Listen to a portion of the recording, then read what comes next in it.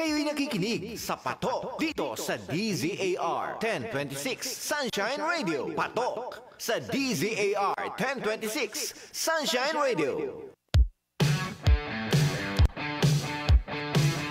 Okay, so as promised, quick break lang ho tayo dahil kasama na natin via Zoom ang ating nung special guest. Siya ho ang may-ari. Oh, 'di ba? Sa pangalan pa lang nung kanyang manufacturing. Chak, ikaw na nga ang magpakilala ka, partner Eileen. Naghahanap tuloy ako ng pwede natin ilabas via Zoom yung ating guest ngayon. Pakilala natin. Welcome po natin ang manufacturer at the same time owner ng ating Chachalap Food Products. Walang iba kundi si Sir Jericho Kayanan. Mula pa po siya ng Tarlac. Hi, sir! Hello, ma'am. Hello, sir. Sir, medyo madilim yung ano mo, sir, yung area mo. Hindi nakulat ng ilaw eh. Okay, sige. So, kaya naman baka kailangang dagdagan ng ilaw yung lugar ni Sir Jericho. Anyway, Sir Jericho, magandang hapon. Ako po si Tony, kasama ko po si ka-partner Eileen. Yes. And thank you for your time dahil ikaw ang bida dito sa ating Patok program ngayong hapon. At naka-display na po yung ating pag-uusapan ngayon. Yung mga produkto na ipapakilala niyo po mamaya, Chachalap. Bakit kaya Chachalap? Oh, no? Parang sasarap na naging Chachalap, di ba? Kasi chalap means masarap, di ba? Parang ganun. Pero bago natin ka-partner Eileen, palawigin pa, bago tayo dumako dito sa pagpapakilala nitong iba't ibang klase na ito na produkto ni Sir Jericho, lagi naman nating inaalam muna yung short story ng buhay ng ating mga panauhin. Ano ba yung unang nais mong malamang kwento kay Sir Jericho? Yes, Sir Jericho, alam po natin na meron po kayong mga personal na kwento na nais nyo pong i-share bago pa po kayo napunta sa journey ng pagninegosyo. So, syempre, nais po kayong makilala ng ating mga masugid na taga-subaybay ng ating programang Patok. Sino ba si Jericho? Ano yung nakahiligan niya noon? At napunta siya ngayon sa pagninegosyo ng ganitong mga produkto ngayon.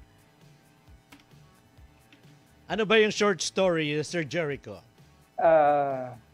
Magandang hapon po sa inyong dalawa. Ma'am Eileen, Sir Tony. Pasensya na po, medyo kinakabahan ako. Relax lang, parang usapan lang naman to na, no? Yung parang natural na conversation. Salamat po sa pag-invite sa amin. Opo. Dati po akong OFW na hindi pinalad. Hanggang doon sa namasada ng tricycle, nagtinda ng mga kakanin, mga street food. Nag-ukay-ukay din ho kami. Katulong ko yung aking may bahay. Nag-buy and sell. Nag-rente ng bayat lupa. So, ang dami mong sinubukan, Sir Jericho. Ang dami mong mga, di ba, kasi simula pa lang natin, OFW ka kamo. Gusto ko lang malaman, bakit kamo hindi ka sinuwerte? Alam mo naman na maraming aspiring OFWs tayong mga kababayan. Ano ba yung storya? Yes. Nakakayaman po yun. Homesick ako. Okay. 6-7 months lang yata ako umuwi na ako. Yan naman talaga yung kalaban. Opo. Kasi yung panganay ko po noon halos magdadalawang taon pa lang ako siya. Hindi ko kinaya yung lungkot. Kahit na mahirap yung buhay sa Pilipinas, ayun, nagpumilit po na bumalik uli. At doon ka sumubok ulit ng iba't ibang mga negosyo. Yung sinabi mo nga, nag-tricycle ka, nag-buy and sell ka, nagtinda ka ng mga street foods. Kumbaga, name it, lahat ay sinubukan mo, Sir Jericho. Yes po. At least maganda yan kasi hindi ka nawala ng pag-asa.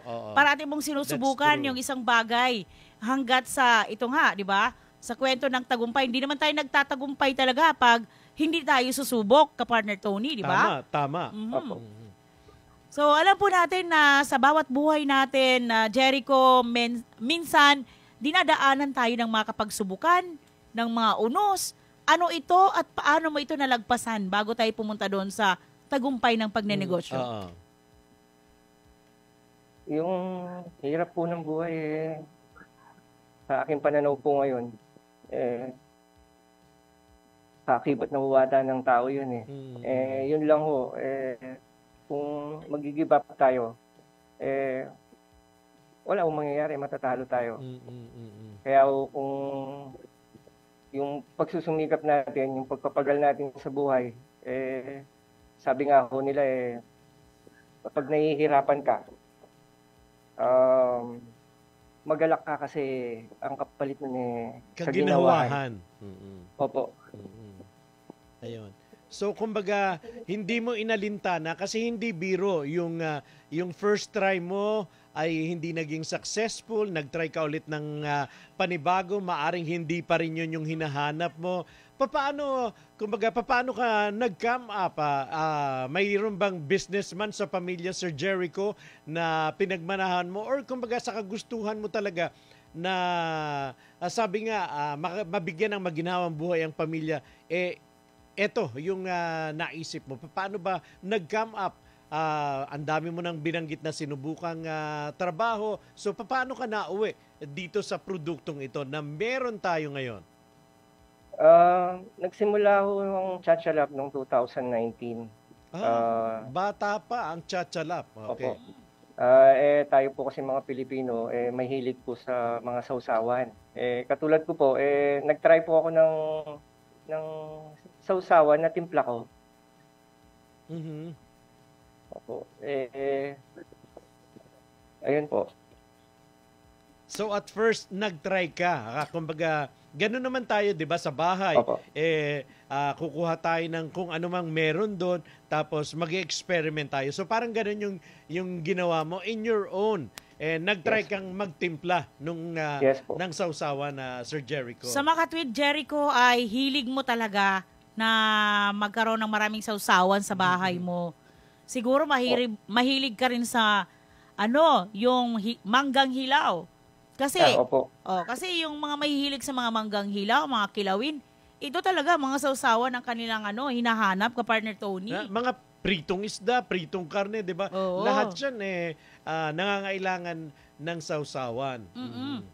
Yung sa pagninegosyo mo naman dito na tayo sa business side agad. Magkano naman yung naging puhunan mo dito sa pagsisimula ng negosyo mo, Jericho? Nung mag-start po akong gumawa ng suka, tinry ko pong gumawa ng 10 bote sa halagang 400 pesos po. Okay. Ang isang bote po, ibinenta ko noon, 80 pesos ang isa. So, ang naging benta ko is 800. So, kumita ko ng halos kalahati. 100%. Opo. 400 ang kinita ko. Ang sabi ko, magandang atang negosyo to. Kaya nagpatuloy akong gumawa. Sa kasawiyang palad po, hindi po pala ganun ang pagninegosyo. Sa umpisa lang medyo may excite ka. Pero pag nandun na, ginawa mo na, hindi mo rin maganda ang magiging umpisa. Okay. Opo, hanggang dun sa hahamakin yung gawa mo, dahil nga sa wala pa napapatunayan. Hanggang dun sa awa po ng Diyos, tiyaga lang talaga. Tsaka yung determinasyon mo ba para umangat sa buhay. Yun po yung naging basihan naming mag-asawa. Kaya ito naging, kahit pa paano, hindi ko naman po masabing malaki na yung negosyo namin. Napakaliit pa lang nagpapasalamat nga ako sa inyo dahil binigyan niyo po kami ng pansin. Yung mga maliliit na negosyo, maganda yung programang Patok dahil nga nabibigyan kaming mga small business na makapag-promote po at makilala sa buong Pilipinas po. Ayan, yan naman po talaga yung namin, yung mission o vision ng network na magkaroon ng mga programang tutulong sa mga SMEs natin, di ba? Mga small medium enterprises natin para ma-expose dito, makilala ng ating mga followers at malay mo, may kukuha ng franchise, di ba? Kung ipapa-franchise mo o distributor man lang, di ba? Distributor po. Okay, so Jericho, nabanggit mo na yung mga challenges mo na medyo nahihirapan ka nga sa umpisa. Then sabi mo, tiyaga lang, tuloy-tuloy lang. Then, ano pa yung pwede mong ma-share sa mga nais magnegosyo kapag nararanasan din nila yung nararanasan mo sa pagsisimula? Ano lang ho, yung pagka kailangan focus lang ho talaga pagka nagnegosyo. Kasi kung iintindihin ho natin yung mga sasabihin ng mga iba. kaibigan, mga kamag-anak na hindi nagtitiwala sa ginagawa mo, magiging hadlang po sila eh. Pangit man pong pakinggan na nagiging hadlang yung mga malapit sa buhay mo. Ang maganda ho doon gawin ho silang inspirasyon ba na Tama. maging matatag pa. Di ho ba? Yes. Kasi kung yung minsan ho, nagiging negatibo tayo, iba na naiisip natin, maganda ho yung ginagawa nilang pangmamaliit.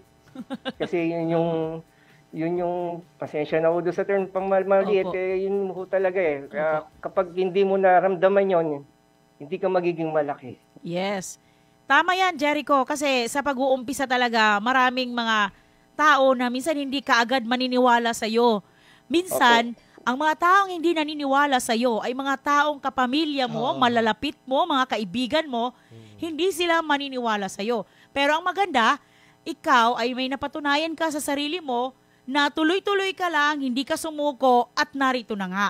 So, at least nakikita yan ng mga kaibigan mo na siguro masasabi mong nangliit sa'yo noon at later on, ma-convert na sila ka-partner Tony, di ba?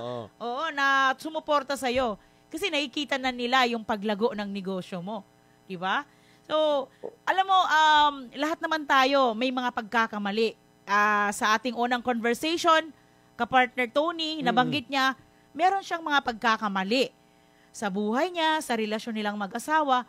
Pero, alam ko meron kang ma-share kung paano ninyo ito nalagpasan, ka-partner Jericho.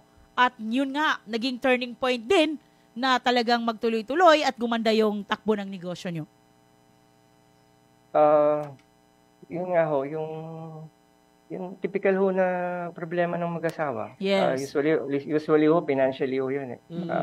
Tama. Sabi nila, yung pera, tao dito, nakalimutan ko Yung pera madaling hanapin. Hindi po, yung Pera sabi yung nila, madalas pinag-uugatan ng hindi pagkakaintindihan Pera madalas ng pinag-aawayan. Yes po. Yun po, totoo nun eh. Pagka wala kang pambayad ng ilaw, wala kang pambayad ng tubig, wala kang humihingi ng pambili ng pangangailangan ng mga anak mo, hindi mo maibigay. Yun po yung nagiging sanhi ng pag-aaway ng dalawang mag-asawa. Hanggang doon sa naisipan nga ho namin mag-asawa na bakit hindi kami maghanap ng negosyo. Sa awa po ng Diyos, itong paggawa namin ng suka, hindi namin ninakalain na ito pala yun. Yes. Ang dami ho namin ginawa sa buhay. Nagtinda nga ho kami ng kung ano-ano. Nagkatay ako ng baboy. Nagpautang kami. Yung stress ng pagpapautang na-experience ko rin ho. Ang hirap maningil. Sobrang hirap. Ang hirap maningil kapag ikaw ay nagpapautang. Yes po. Hindi rin ho talaga maganda yung sa umpisa. Ang palagi kong sinasabi nga rin, pagka may nakakakwentuhan ako, hindi ho madaling mag-umpisa. Hindi madaling maging mabuti rin na tao. Pero masarap pala pakiramdam pagka ginawa mo na maging mabuti ka sa kapwa mo, susunod na lahat nun eh. Tama. Alam mo, pagpapalain na yung negosyo mo pagka ang hangad mo makatulong sa kapwa mo. I get your point. Alam mo, nakita ko yung, nararamdaman ko yung the way you share your story, Sir Jericho, nararamdaman ko na napakahirap nung pinagdaanan mo dahil, di ba, you were saying nga kanina na minsan yung mga taong mahal mo sa buhay na alam mong siyang susuporta pero siya pa yung parang hindi naniniwala sa'yo. Pero I admire you dahil hindi ka sumuko. kumbaga yun kasi ang isa sa pinakamaganda. We're only human, nagkakamali tayo. Sa buhay ng mag-asawa, meron talagang misunderstanding. Pero lahat ng yun ay, kumbaga, binaliwala mo, nag-focus ka dun sa direction up to finally, natagpuan mo nga itong inyong negosyo na ito na hopefully hindi na lamang dun sa mga limitadong lugar makilala kung hindi sa buong Pilipinas na rin, Yes. Jericho. Yes, at ang importante talaga yan, Jericho, dahil sa relasyong mag-asawa, ay talagang may pagpapatawad sa bawat pagkakamali, may pagkakaunawaan after Yes. nung mga pag-aaway na yan. Pag nalampasan nyo yan, ano na lang yan kumbaga sabi mo pa nga mga spices dito sa mga suka natin na Tama po. pinopromote. May mga spicy, may mga gourmet. Di ba? Mamaya, Garlic. Mamaya. may mga iba't ibang flavor yan sa relasyon na mag-asawa. Kapartner Tony, sa ating pagbabalik, pag-uusapan na natin kung ano-ano mga flavor ng kanyang produkto. Yes. Dahil alam ko maraming nag-aantay. Pero may mga nagtatanong kung pwede ba daw manalo ng mga suka ng ng tsatsala. Gusto nilang matikman ito, Sir Jericho, itong mga suka na ito Sabi na ko, pinag-uusapan natin. Si Sir Jericho, online po ba kayo? May mga stores ba kayo? So mamaya, malalaman po natin lahat ng mga tanong ng ating mga viewers, Kapartner Yes. Tony. For the meantime, magbe-break lamang po at babalik pa rin po ang patok kasama si Sir Jericho Kayanan.